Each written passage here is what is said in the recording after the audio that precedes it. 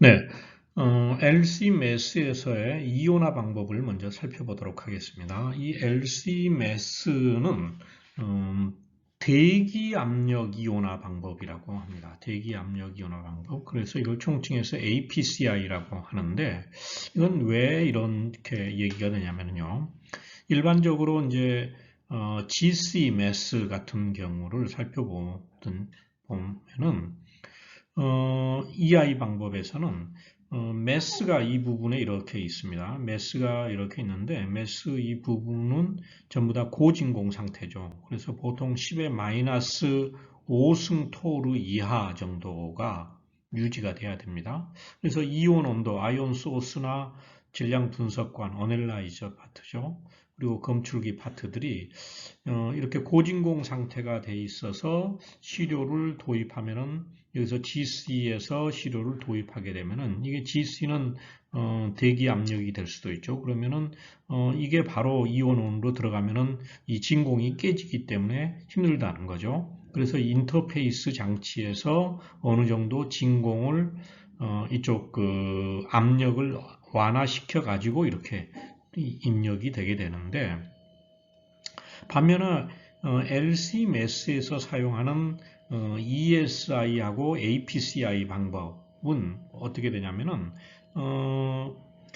이 이온온이 밖에 있습니다. 대기 상태로 대기 압력 상태에 있어요. 그리고 이제 인터페이스가 있고 그리고 질량 분석관 검출기가 있어서 그래서 이 부분이 이렇게 인터페이스에서부터 시작해서 검출기 부분 여기까지가 고진공이 유지가 된다 하는 거죠. 그래서 보면은 일반적으로 이제 굉장히 오래된 방법이고 일반적으로 많이 사용하고 있는 GCMS에서의 EI나 CI에서의 그 위치가 다르죠. 이온원하고 이 인터페이스 위치가 이렇게 바뀌어 있죠.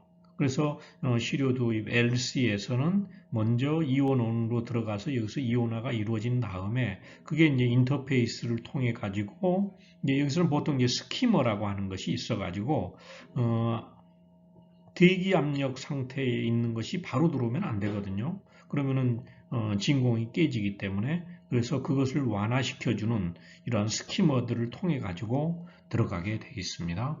그래서 이 대기 압력 이온화 그래서 은 전기 분무 이온화 방법하고 대기 압력 화학 이온화 방법 이게 두 가지를 합해 가지고 API라고 하는데 그래서 우리는 APCI하고 API는 구분을 해줘야 되겠죠. 즉 ESI 방법하고 APCI 방법은 대기 상태에서 대기 압력 상태에서 이온화를 시켜준다 하는 겁니다. 먼저 그 전기 분무 이온화 방법, 일렉트로스프레이 아이오니제이션 방법을 살펴보면은 이 전기 분무 이온화 방법이 가장 그 많이 사용돼요. 즉 APCI 방법보다도 훨씬 더 일반적으로 많이 사용되는데 이 ESI하고 APCI는 그 이온 소스가 모양이 다릅니다. 모양이 다른데 이 ESI 방법에서는 기본적으로 우리가 분석하고자 하는 물질은 이거는 용액 내에서 이 용액이라고 하는 것은 모바일 페이스를 얘기합니다. 모바일 페이스 그러니까 즉 HPLC의 이동상이죠. 이동상 내에서 이온화가 돼 있는 상태여야 된다 하는 거죠. 돼 있는 상태에 있는 것을 인터페이스를 통해 가지고 매스로 넣는 그런 과정이라는 거죠. 자, 그래서 좀 더 그림을 통해서 살펴보면요. 여기에 이제 HPLC, 여기에서 HPLC에서 컬럼 내에서 이렇게 분리된 물질들이 분석 물질하고 이동상이 섞여서 이렇게 나오겠죠. 이동상 용매하고 그러면은 이게 이런 가는 그 ESI 그 이온 소스에 여기 이제 동심원, 등심원이라고 되어 있네요. 동심원에 이런 굉장히 가는 관이 있는데 이게 두 개의 관이죠. 이 안에 있는 얇은 관이 있고 또 그 겉에 또 관이 있어요. 둥그런 관이 있는데 이 안에 즉 분석물질하고 이동상이 들어가는 이 관이 있고 그 밖에 있는 관으로는 이 분무기체라 해서 질소기체가 들어가게 됩니다. 그러면서 여기에 이 분석물질하고 이동상 용매가 들어가는 이 관에다가 굉장히 높은 전압을 걸어줘요. 전압을 걸어주게 되면은, 걸어주면서 이것을 분무를 시켜주죠. 분무를 시켜주게 되면은 여기에서 이제 테일러 콘이라고 하는 것이 여기에 생성이 됩니다. 이렇게 뾰족한 콘이 생성이 되는데, 이거는 이제 두 가지 이제 뭐 이론이 있는데, 하나는, 이 쿨롱 붕괴에 의해서 이온들이 완전히 생성이 된 다음에, 그런 다음에 메스 쪽으로, 여기가 이제 메스 부분으로 들어간다. 또 하나는 이제 Z 분열에 의해서 된다 하는데 일반적으로는 보통 이런 그 쿨롱 붕괴를 많이 쿨롱 붕괴를 가지고서 설명을 합니다. 즉 뭐냐면은 여기에서 이제 스프레이가 됐어요. 그러면은 여기에 이런 방울이 드롭이 생성이 되죠. 드롭이 생성이 되는데 그 드롭은 뭐냐면은 이동상 용매 예를 들어 C18 컬럼이었다. 그러면 여기에 물하고 그리고 메타놀이 있든지 아니면 물하고 아세토나이트릴이 있죠. 그러면 이 두 가지 섞여져 있는 것이 여기에 분무가 되면서 이런 작은 방울이 생성이 돼요. 그런데 이 방울에는 이미 우리가 분석하고자 하는 물질이 이온화가 이렇게 돼 있습니다. 이온화가 예를 들어 플러스 전하를 띈 거다. 그러면은 얘가 이렇게 돼 있어요. 그러면서 이게 지금 이제 인터페이스인데 메스로 들어가기 전에 인터페이스 부분인데 여기에는 또 뭐가 공급이 되냐면은 굉장히 뜨거운 질소 기체 같은 것들이 여기에 공급이 돼요. 그러다 보면은 이 물하고 메탄올, 물하고 아세토나이트를 이것에 의해서 생성된 이 드롭은 굉장히 작은 방울들은 이게 크기가 작아지게 됩니다. 그러니까 용매가 증발이 먼저 일어나겠죠.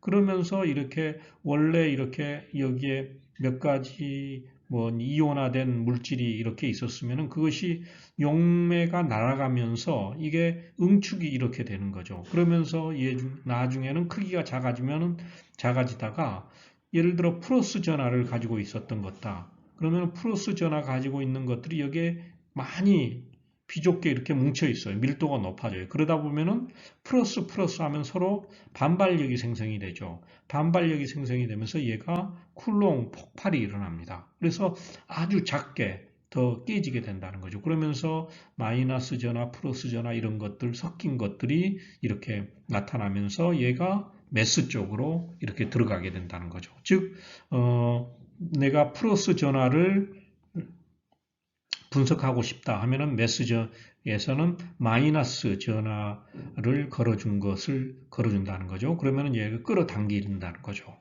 그러면은 얘만 이렇게 들어가게 된다는 거죠. 이렇게 되는 것이 전기 분무 이온화 방법, 일렉트로 스프레이 아이오니제이션의 기본적인 이론입니다.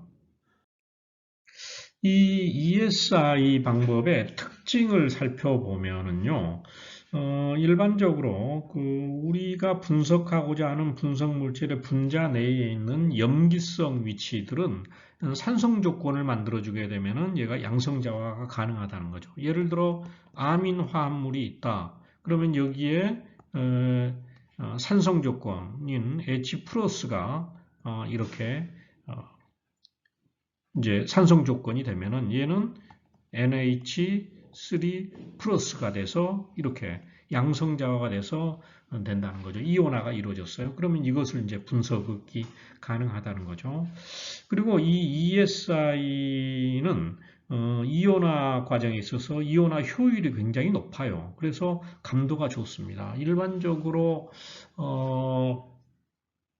EI 같은 경우에 GCMS에서 많이 사용하는 EI 같은 경우에는 이온화 효율이 0.001%, 0.0001%인가 이렇습니다. 그러니까 굉장히 안 좋죠.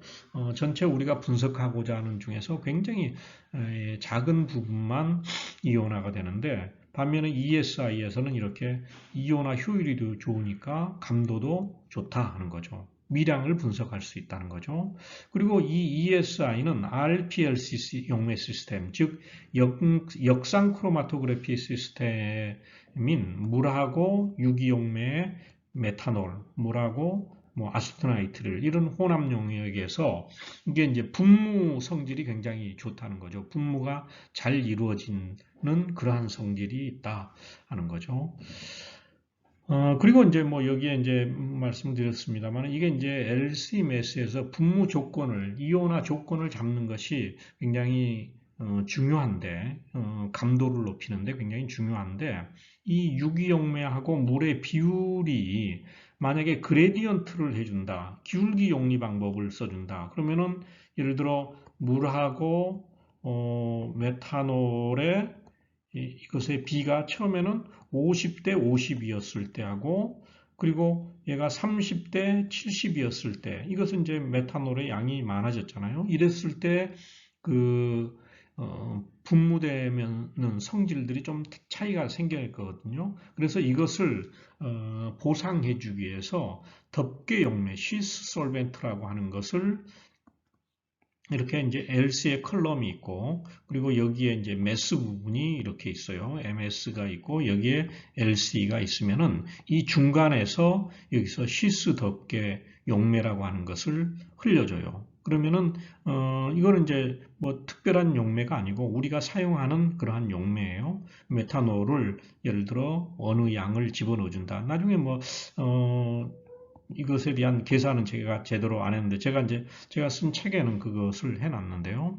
그러면은 이것의 그 이온화 효율들이 기울기 용리에서도 거의 일정하게 갈 수 있다 하는 겁니다. 네, 그러면은 그 이번에는 이제 이 ESI의 장단점을 한번 비교를 해보면은요, 어떤 거는 단점이라고 하는 것이 그것이 장점으로 될 수도 있고 또 장점이 단점이 될 수도 있는데요. ESI에서는 우리가 분석하고자 하는 물질이 이미 이동상 용액 내에서 이온이 형성이 돼 있어야지 된다 하는 것이고, 이래야만이 이제 제대로 분석이 가능하다는 거죠. 그리고 이제 다중전하를 띈 경우에는 스펙트럼 해석이 어려워진다는 거죠. 다중전하라고 하는 것은 우리가 분석하는 것이 플러스 1가 전하뿐만이 아니고 뭐 3가 전하, 그리고 뭐 10가 전하, 뭐 이렇게 다중으로 이렇게 나타나는 경우를 얘기하는 겁니다. 그리고 전하가 없거나 비염기성이고 그리고 극성이 낮은 화합물에는 부적절하다 하는 거죠. 그리고 알칼리 금속이나 염기성 화합물에 대한 오염이 굉장히 좀 쉽게 일어날 수 있는 그러한 단점이 있고요. 그리고 장점으로 보면은 장점은 반대로 아까 단점에서 반대로 전하를 띠는 것 또는 극성이 있고 그리고 염기성이고 열적으로 불안정한 화합물을 분석하는데 적합하다 하는 거고, 그리고 질량이 큰 화합물에 적합하고요. 그리고 다중전하를 띤 그러한 분자량이 큰 화합물을 분석하는 데 굉장히 용이하다는 거죠. 이거는 이제 특히 이제 펩타이드 같은 경우를 얘기를 하는 겁니다. 그리고 케미컬 백그라운드가 낮다. 화학 그 배경 이제 바탕이 낮아서 검출 한계가 굉장히 좋다 하는 거죠. 그리고 이제 포텐셜들을 조정해 줌으로써 프래그먼트를 만들 수가 있다는 거죠. 프래그먼트들을 토막화를 많이 시켜줘 가지고 물질의 구조들을 규명을 하는데 유리하다 하는 이러한 이제 특징들이 있습니다. 그러면은 그 효과적으로 ESI를 사용하기 위해서는 그 용매들을 잘 사용을 해줘야 되는데요. 일반적으로 그 HPLC에서의 그 유량인 보통 한 1ml, 분당 1ml 이 정도도 가능하고 그 이상도 가능한데, 그렇지만은 이렇게 되면은 시그널 투 노이즈가 감소가 돼요. 그래서 낮은 유속을 사용하는 것이 굉장히 감도를 높이는데 유리합니다.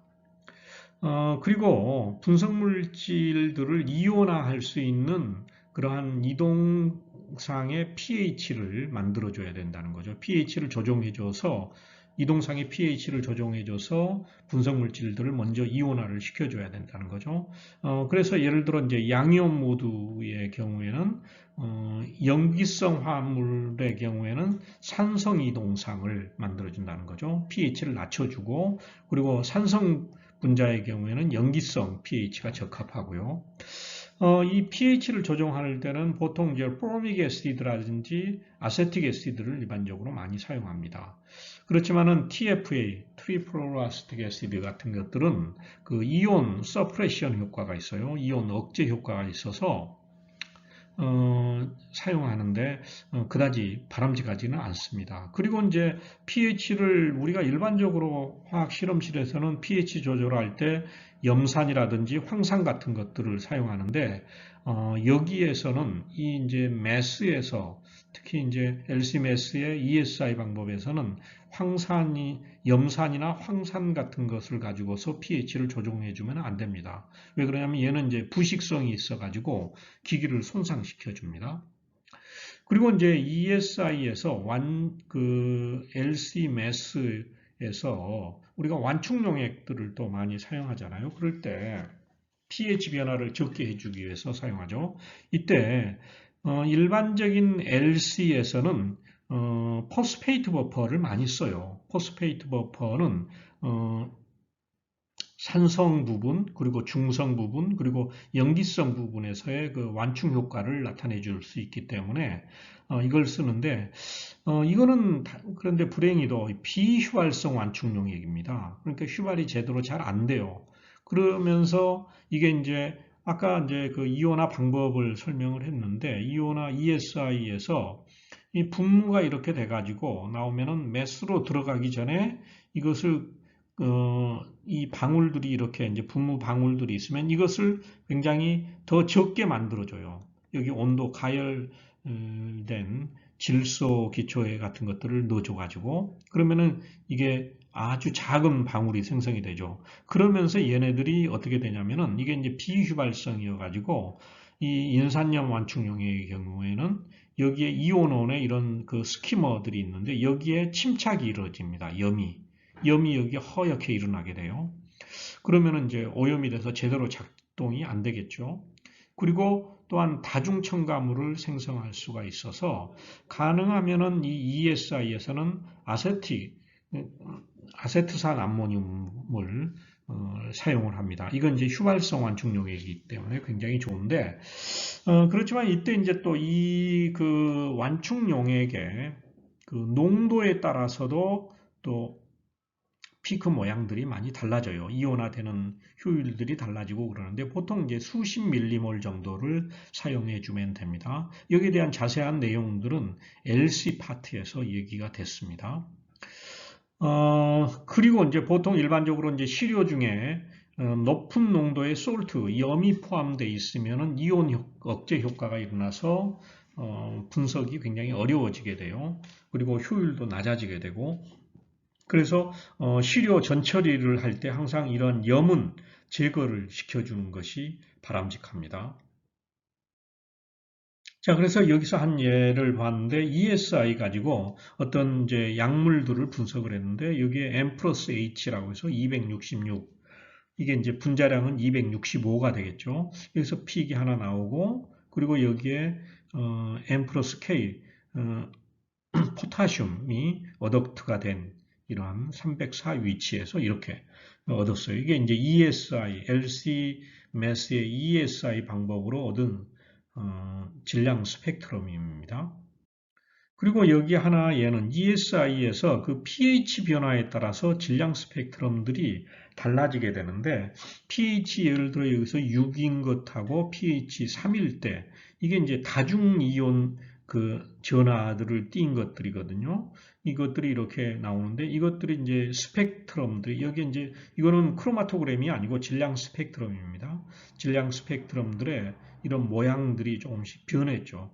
뭐 893이 여기서는 가장 큰데 여기서는 작고 943이 있고 1061 뭐 이렇게 1212 뭐 이런 것들이 나타나 있죠. 이렇게 이제 그 ESI에서는 pH 변화에 따라서 질량 스펙트럼도 달라질 수 있다 하는 것을 알았으면 좋을 것 같습니다.